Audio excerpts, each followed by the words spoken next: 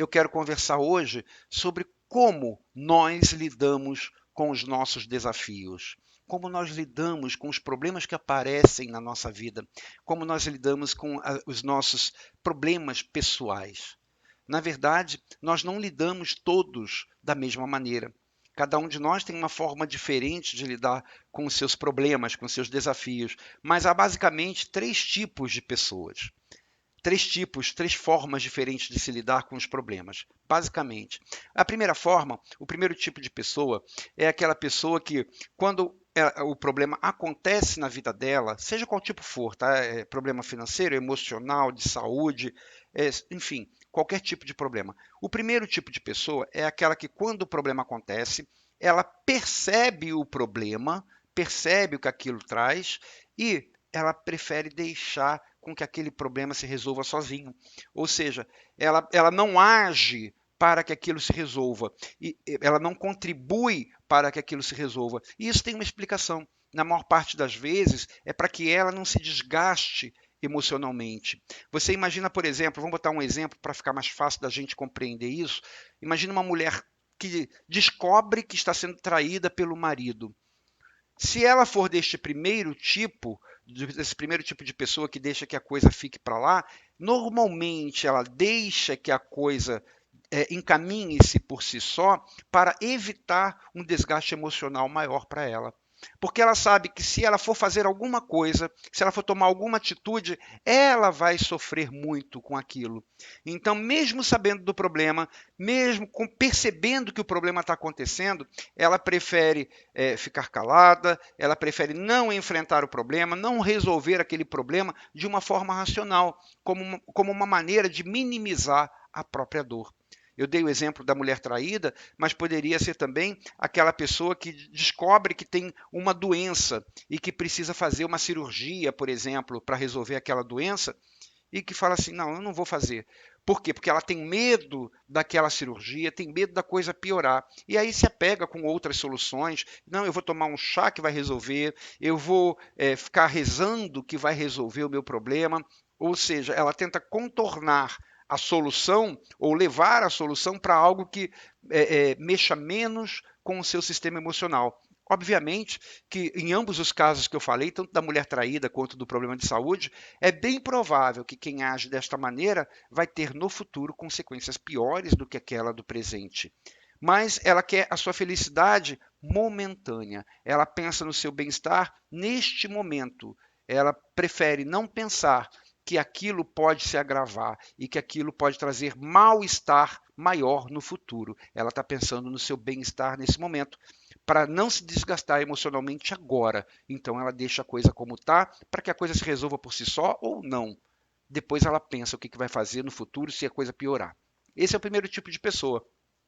O segundo tipo de pessoa é o contrário dessa. É aquela pessoa que, quando o problema acontece com ela, ela percebe o problema e ela pode até se desesperar no momento, pode sofrer no momento, mas ela resolve enfrentar de uma forma racional. Então ela avalia quais são as ações que ela deve tomar, ela avalia o que ela deve fazer para ela enfrentar aquilo da melhor maneira. E aí, o mesmo exemplo aí buscando da mulher traída, seria aquela pessoa, por exemplo, que quando descobrisse que o marido a está traindo, mesmo que ela sofra nesse momento, ela vai tentar resolver a situação, ela vai falar com ele, ou ela vai romper o relacionamento, enfim, ela vai tomar atitudes, porque ela não está pensando somente no seu bem-estar momentâneo. Ela está pensando em resolver a situação para não ter mais sofrimento no futuro. É diferente do primeiro caso. Então, esse segundo caso, na verdade, da pessoa que enfrenta os problemas de forma racional, é uma pessoa que tem uma visão um pouquinho maior do que a pessoa do primeiro caso, que quer a felicidade, o bem-estar apenas momentâneo. Mas tem ainda, e é muito sui generis, esse terceiro caso que eu vou falar. O terceiro caso não é aquela pessoa que percebe o problema e não enfrenta, não é o caso da pessoa que percebe o problema e que enfrenta, é o caso da pessoa que não percebe o problema. Ela não consegue enxergar o problema. E ela não enxerga justamente para evitar uma sobrecarga emocional. Então, quer dizer, não é que ela não perceba 100%, o seu subconsciente percebe que tem aquela ameaça, percebe que tem aquele problema, e imediatamente ele desvia a atenção, desvia a mente para outras justificativas ou para outras coisas que cegam a pessoa. Aí, ela conscientemente, ela não consegue enxergar o problema. Lá no subconsciente, isso aconteceu como uma forma de autodefesa. O subconsciente tirou aquele problema da visão da pessoa para ela não sofrer muito, para ela evitar aquela sobrecarga emocional ou até a desconstrução do que ela acredita como piamente como verdadeiro. Então, no primeiro caso, a pessoa não queria sofrer neste momento.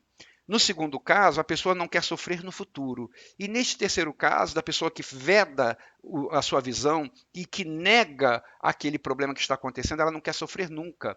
E aí o seu subconsciente arma esta situação de forma que ela não consegue enxergar e não consegue mesmo. Mesmo que as pessoas falem, você não está vendo que isso está acontecendo, ela procura justificativas e ela não consegue enxergar. Isso é uma manobra do seu inconsciente, uma manobra do seu subconsciente. Ela é capaz de justificar aquilo que está acontecendo de uma forma que ninguém vê como ela está enxergando. Então, ó, no mesmo exemplo da mulher traída, no primeiro caso, a mulher que descobriu que o marido está traindo, ela deixa tudo como está, porque ela não quer sofrer naquele momento. No segundo caso, a mulher enfrenta e resolve o problema da forma como ela achar que tem que ser. E nesse terceiro caso, mesmo que as pessoas falem, olha, eu vi o seu marido com uma mulher, abraçado com uma mulher ali não sei aonde. A pessoa vai justificar para si e vai falar para quem falou, você está várias coisas assim que não fazem sentido, mas que para ela faz. Ela pode falar para quem contou para ela, isso é invenção sua. Você está querendo me separar do meu marido porque você está interessada no meu marido. Eu não acredito nisso, meu marido não faria isso. Ou então ela é capaz de falar, não, meu marido tem muitas amigas e amigos, ele vive abraçado com homens e mulheres. Ou enfim, ela vai inventar. Ou então ela é capaz até de falar, meu marido devia estar passando mal e se aparou em alguém. Enfim, ela vai procurar justificativas e não vai conseguir enxergar. Não é que ela conscientemente queira negar, ela não consegue ver. E esse caso ele é diferente do primeiro. No primeiro caso, a mulher ela percebia que estava sendo traída, só que ela optou por não fazer nada. Neste caso, ela não percebe que está sendo traída, não consegue enxergar que está sendo traída. E aí ela não age porque para ela aquilo não está acontecendo.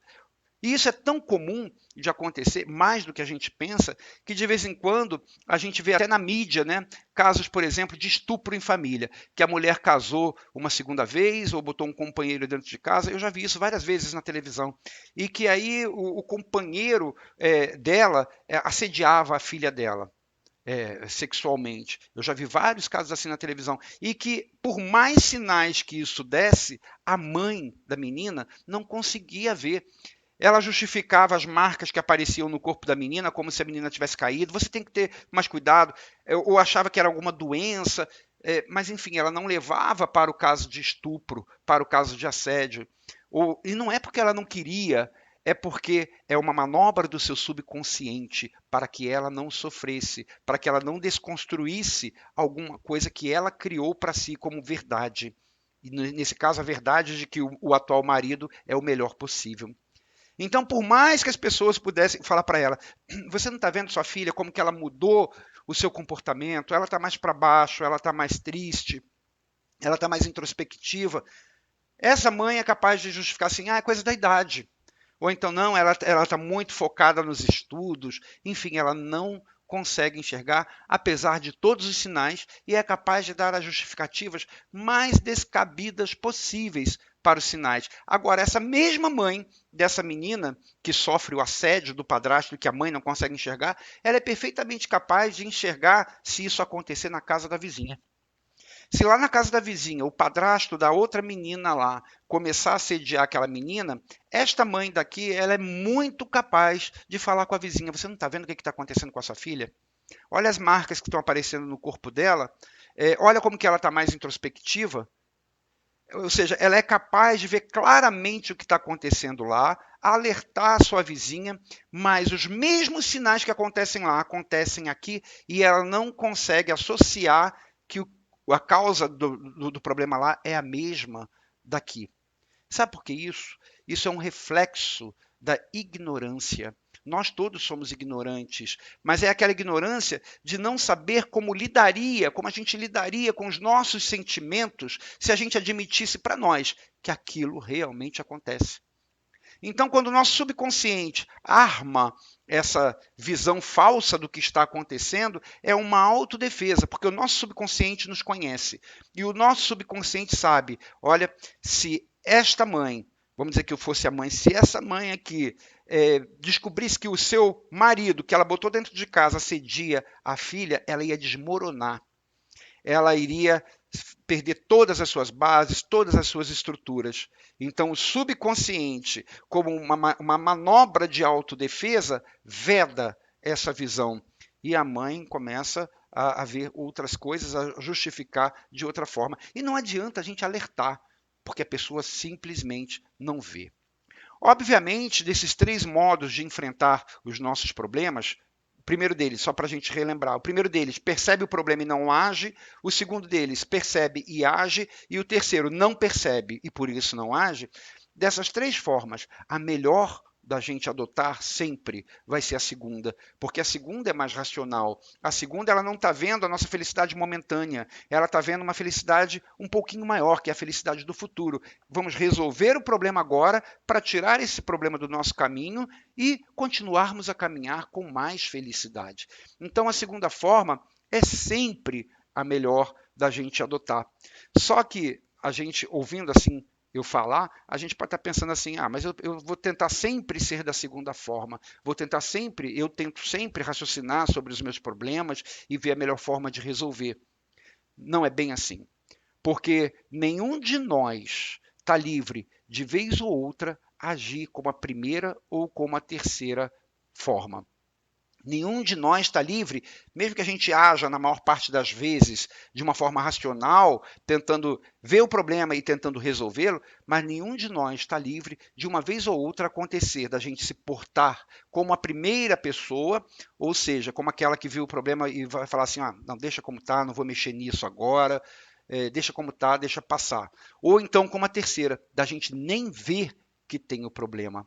E isso acontece por quê? Porque, embora a gente ache que a gente tem capacidade de pensar sobre os nossos problemas e de buscar solução, cada um de nós tem seus limites emocionais. Então, é possível que algo aconteça na sua vida ou na minha vida, na nossa vida, e que nós não queiramos enfrentar, ou então que nós simplesmente neguemos a sua existência. É possível de acontecer isso. E quando a gente negar a existência daquilo, quando a gente chegar nesse limite emocional, é uma coisa muito gritante, é uma coisa muito ruim, aquilo que está acontecendo, tão ruim a ponto do meu subconsciente negar, eu não vou ter a consciência de que eu tenho o problema para raciocinar sobre o que fazer, porque para mim ele simplesmente não existe. Então, o fato da negação do problema é reflexo da minha ignorância sobre como eu vou lidar com aquela situação. E eu sei que se eu admitir aquilo como real na minha vida, vai ser terrível. Eu vou desabar. A coisa é muito gritante para mim. Agora, como que a gente faz para a gente se precaver disso, já que cada um de nós está sujeito, a vez ou outra, acontecer isso com a gente, dependendo por causa dos nossos limites emocionais, como é que a gente pode se precaver dessa forma? A melhor forma é a gente procurar, em primeiro lugar, usar sempre a razão. Ou seja, sempre refletir e observar que o que acontece com os outros também pode acontecer com a gente. Não negar que o que acontece com os outros não vai acontecer com a gente. Senão a gente vai estar. Se a gente observar isso, olha, acontece ali na casa da fulana uma coisa, se a gente não prestar atenção que aquilo também está acontecendo com a gente vai negar e a gente vai criar justificativas para o que está acontecendo com a gente, as mais absurdas possíveis. Então é observar. Vamos aprender com as lições dos outros, vamos aprender com as lições da vida e vamos observar a nossa vida. comparar a nossa vida, comparar cada situação que a gente passa com situações que estejam passando ou acontecendo ou que tenham acontecido com outras pessoas. O que a gente chegar à conclusão do que estava acontecendo com a outra pessoa, provavelmente é o que está acontecendo com a gente. E que a gente pode não ter visto ainda porque estava negando a existência daquilo devido aos nossos limites emocionais. Então é importantíssimo que a gente observe sempre o que já aconteceu na nossa história de vida, na história de vida das outras pessoas, para dali a gente tirar as lições e a gente perceber com mais facilidade quando a coisa estiver acontecendo com a gente.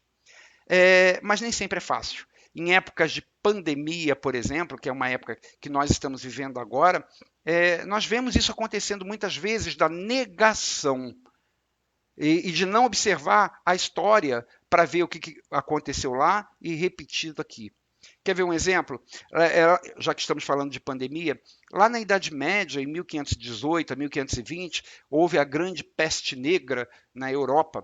E as pessoas lá, elas não tinham o conhecimento científico que nós temos hoje, né? Então elas se reuniam, elas se apegavam àquilo que elas tinham como informação para resolver a situação. E o que elas faziam? Elas se reuniam nas igrejas, lá na Idade Média, para rezar, para pedir a Deus a cura. Somente isso. Aquilo que eu vou, de uma forma passiva, ou seja, eu quero a cura, me dá a cura e pedir a cura a Deus. Então elas se reuniam nas igrejas. E esse foi um dos fatores maiores que fizeram a pandemia naquela época se propagar. Porque dentro das igrejas, se reunindo ali todo dia para rezar, elas se contagiavam, se contaminavam umas às outras. Isso lá na Idade Média, mas a gente justifica, eles não tinham conhecimento científico, não sabiam nem o que era vírus naquela época. Mas nós vemos hoje pessoas que procuram agir dessa forma, que a situação para elas é tão difícil de ser aceita que o seu subconsciente cria a venda nos seus olhos e faz com que elas tenham o desejo de não perceber que o encontro em locais fechados, nas suas igrejas, por exemplo, pode ser prejudicial. Ou seja, o que aconteceu na história, para elas não serve de lição, porque elas não conseguem entender dessa forma. Por que elas não conseguem entender que não pode se reunir dentro da igreja? Porque isso desestruturaria a sua fé. Ela foi levada a crer durante a vida inteira, ela desenvolveu uma fé durante a vida inteira de que a oração resolve todos os problemas, de que pedir a Deus cura todas as doenças. E poupar-se dessa prática, neste momento, significaria dizer para si: o que eu acreditei a minha vida inteira está errado. Então, o seu subconsciente tira da visão dela a lembrança do que aconteceu lá na Idade Média, para que ela, ou seja, ela não consegue associar que o que aconteceu lá poderia acontecer aqui. E aí ela deseja se encontrar dentro de igreja, esquecendo inclusive que a própria doença também é obra de Deus, né? E que também tem um propósito para a humanidade. Então, eu estou falando isso para você ver como que a história pode nos ensinar, mas nem sempre a gente quer ver, porque se a gente admitir para nós aquilo, pode causar uma dor muito grande, pode desestruturar as nossas bases, desestruturar a nossa fé. E aí a gente prefere acreditar, ou melhor, o nosso subconsciente prefere que nós acreditemos naquilo que não mexe com o nosso sistema emocional, naquilo que não mexe com as nossas certezas. E nesse caso, por exemplo, o que aconteceu lá nas igrejas da Idade Média, passa despercebido, é descartado, porque o que vale é o que eu estou sentindo nesse momento, eu preciso estar dentro da igreja, porque foi isso que eu aprendi. Eu estou falando de igreja, mas tem gente de Umbanda também que fala assim: o meu guia vai eu vou estar no terreiro e a minha fé vai me poupar do contágio com o vírus. E aí também resolve se reunir em terreiro de Umbanda, de Candomblé. Ou seja, mais uma vez, esquecendo que até a doença também é obra de Deus e também tem um propósito. E esquecendo as lições que a gente teve no passado, lá na Idade Média. Então a gente não pode negar que o que acontece lá fora pode acontecer aqui dentro também. Hoje, em época de pandemia, inclusive, acontece muito isso também. Não é só olhando para o passado, olhando para o presente. A gente vê o coronavírus se espalhando pela Europa, nos Estados Unidos, mais de 2.000 mortes por dia. Lá na Itália, na Espanha, chegou a quase 1.000 mortes por dia. O mundo inteiro sofrendo pelo coronavírus. E muitos de nós não conseguem aceitar aquilo como algo factível de acontecer no Brasil. Por quê? Porque se aceitar aquilo, aquilo vai desestruturar tanto as suas crenças, vai desestruturar tanto as suas bases, as suas convicções de que o que ele acha é correto, vai desestruturar tanto que ele prefere, o seu subconsciente prefere que ele não enxergue isso. Então, o vírus veio para o Brasil, mas tem gente que tem dificuldade de entender que aqui as consequências podem ser as mesmas de todos os outros países, porque nós não somos diferentes de ninguém. E aí são aquelas pessoas que julgam que tudo está sendo superdimensionado, que até a quantidade de mortes lá de fora não é real, essa que divulgaram, que é muito menos que isso. Enfim, lembra da mulher traída do terceiro caso e que ela cria justificativas absurdas, justificativas que não têm a menor sensatez para justificar para si aquilo que ela acha que é para não sofrer por causa do marido traído, para não desabar. Aquela mulher que, quando a filha foi estuprada pelo marido, ela prefere não ver que o marido a estupra, não tem nem essa possibilidade na cabeça dela. E não adianta a vizinha alertar, porque ela não vai conseguir ver. Em épocas de pandemia, isso fica muito claro com muitos de nós, que muitos de nós tentam justificar para si com explicações absurdas, e não adianta. Não adianta falar que não é assim. Não adianta falar que é outra coisa. Não adianta falar que o que acontece lá fora pode acontecer aqui dentro e que os cuidados que foram feitos lá fora têm que ser feitos aqui dentro, porque para esta pessoa, para essas pessoas que não que o aceitar isso traria o desabamento emocional, o desabamento das estruturas, das convicções, para essa pessoa isso é muito doloroso. Então ela não vai enxergar. Não é que ela fale para si, eu não quero enxergar isso. Ela não consegue enxergar. É perda de tempo tentar dizer para ela que não é assim. É preferível, às vezes, deixar ela no bem-estar que ela está. Ela está num bem-estar, ela está cômoda, porque ela está acreditando em algo que faz bem a ela. E nós não vamos mudar a cabeça de quem pensa assim. Aquela mulher, mãe da menina que foi estuprada pelo próprio padrasto, no dia em que a coisa veio à tona, no dia em que o padrasto foi preso, aí sim ela desaba. Aí sim ela chora e ela se culpa. Por que eu não vi isso antes? Então a nossa cabeça, minha gente, é muito complicada. A nossa cabeça é difícil. E a nossa cabeça, muitas vezes, ela cria barreiras contra o sofrimento. Algumas barreiras mais fortes, mais resistentes que outras. Cabe a nós usarmos a nossa razão, o nosso raciocínio para tentar, sim, nos protegermos sempre da dor e do sofrimento, mas de uma forma racional, sabendo realmente o que está ao nosso alcance fazer, conhecendo quais são os problemas, quais são os desafios que nós vamos enfrentar, analisando esses desafios, sabendo até onde nós podemos ir, agindo, procurando agir como aquele segundo caso. Não importa a dor que eu vá ter nesse momento, eu quero resolver para não ter mais dor no futuro. Então, tudo que a gente passa, a gente tem que enfrentar. E eu posso dizer mais o seguinte: a gente pode enfrentar. Não é ter, a gente pode. Por quê? Porque Deus dá o frio conforme o cobertor.